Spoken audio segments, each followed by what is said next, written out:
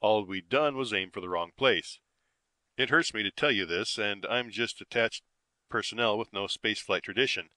In practical terms, one highly trained crew member had punched a wrong pattern of holes on the tape. Another, equally skilled, had failed to notice this when reading back. A childish error, highly improbable, twice repeated, thus squaring the improbability. Incredible, but that's what happened. Anyway, we took good care with the next lot of measurements. That's why we were out there so long. They cross-checked about 5 times. I got sick, so I climbed into a spacesuit and went outside and took some photographs of the sun, which I hoped would help to determine hydrogen density in the outer regions. When I got back, everything was ready. We disposed ourselves about the control room and relaxed for all we were worth. We were all praying that this time nothing could go wrong, and all looking forward to seeing Earth again after 4 months' subjective time away, except for Charlie, who was still chuckling and shaking his head, and Captain James, who was glaring at Charlie and obviously wishing human dignity permitted him to tear Charlie limb for limb. Then James pressed the button. Everything twanged like a bowstring. I felt myself turned inside out, passed through a small sieve, and poured back into shape. The entire bow wall screen was full of Earth. Something was wrong, all right. And this time it was much, much worse. We'd come out of the jump at about 200 miles above the Pacific, pointed straight down, traveling at a relative speed of about 2,000 miles an hour. It was a fantastic situation. Here was the Whale, the most powerful ship ever built, which could cover 50 light years in a subjective time of 1 second, and it was helpless. For, as of course you know, the star drive couldn't be used again for at least 2 hours. The Whale also had ion rockets, of course, the standard deuterium fusion things with direct conversion. As again you know, this is good for interplanetary flight because you can run it continuously and has extremely high exhaust velocity. But in our situation, it was no good, it was rather a low thrust. It would have taken more time than we had to deflect us enough to avoid a smash. We had 5 minutes to abandon ship. James got us all into the minnow at a dead run. There was no time to take anything at all except the clothes we stood in. The minnow was meant for short, heavy hops to planets or asteroids. In addition to the ion drive, it had emergency atomic rockets, using steam for reaction mass.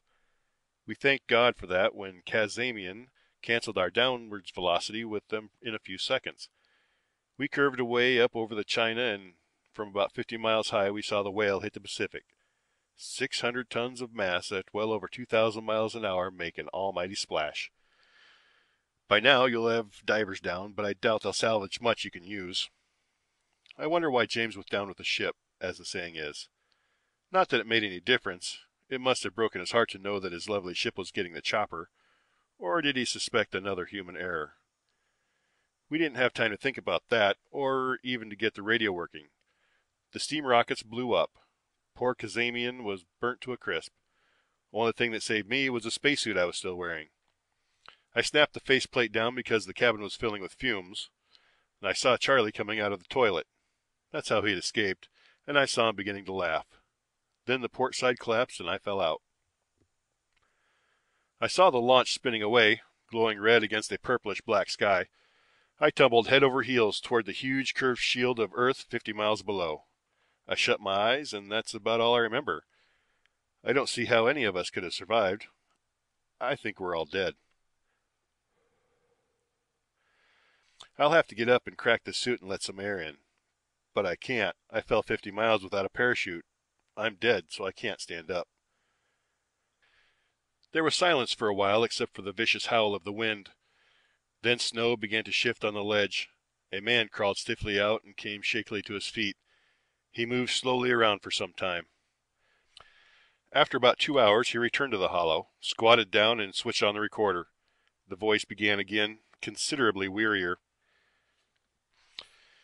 "Hello there. I'm in the bleakest wilderness I've ever seen. This place makes the moon look cozy. There's precipice around me every way but one, and that's up. So it's up I'll have to go till I find a way to go down. I've been chewing snow to quench my thirst, but I couldn't eat a horse. I picked up a short-wave broadcast on my suit, but I couldn't understand a word. Not English, not French, and there I stick. Listen to it for 15 minutes just to hear a human voice again. I haven't much hope of reaching anyone with my 5 milliwatt suit transmitter, but I'll keep trying. Just before I start the climb, there are two things I want to get on tape. The first is how I got here. I've remembered something from my military training when I did some parachute jumps. Terminal velocity for a human body falling through air is about 120 miles per hour. Falling 50 miles is no worse than falling 500 feet. You'd be lucky to live through a 500-foot fall, true, but I've been lucky. The suit is bulky but light and probably slowed my fall. I hit a 60-mile-an-hour updraft this side of the mountain, skidded downhill through about half a mile of snow and fetched up in a drift. The suit is part worn, but still operational. I'm fine. The second thing I want to say is about the Chingsi, and here it is. Watch out for them. Those jokers are dangerous. I'm not telling how because I've got a scientific reputation to watch. You'll have to figure it out for yourself. Here are the clues. 1. The Chingsi talk and laugh, but after all they aren't human. On an alien world, 100 light years away, why shouldn't alien talents develop? A talent that's so uncertain and rudimentary here that most people don't believe in it. Might be highly developed out there. 2. The whale expedition did fine till it found Chang. Then it hit a seam of bad luck.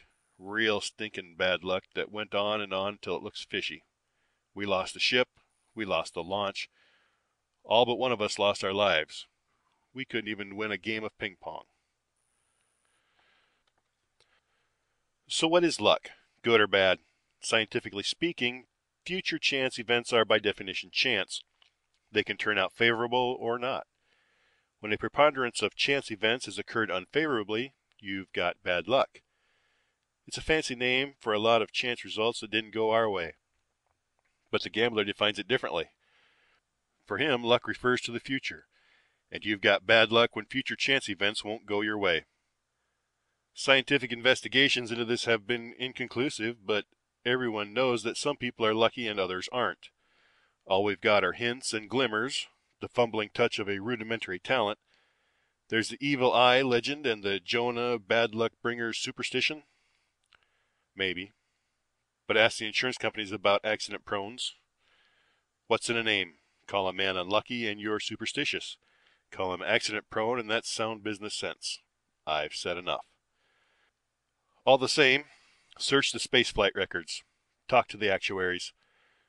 When a ship is working perfectly and is operated by a hand-picked crew of highly trained men in perfect condition, how often is it wrecked by a series of silly errors happening one after another in defiance of probability?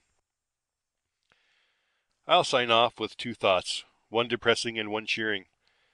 A single Chingsi wrecked our ship and our launch. What could a whole planet full of them do? On the other hand, a talent that manipulates chance events is bound to be chancy. No matter how highly developed, it can't be surefire. The proof is that I've survived to tell the tale.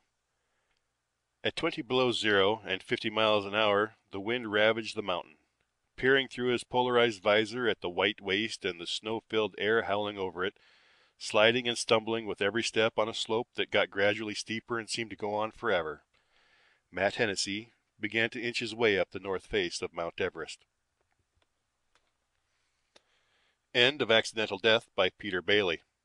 Recording by Robert Halliday, St. Ansgar, Iowa.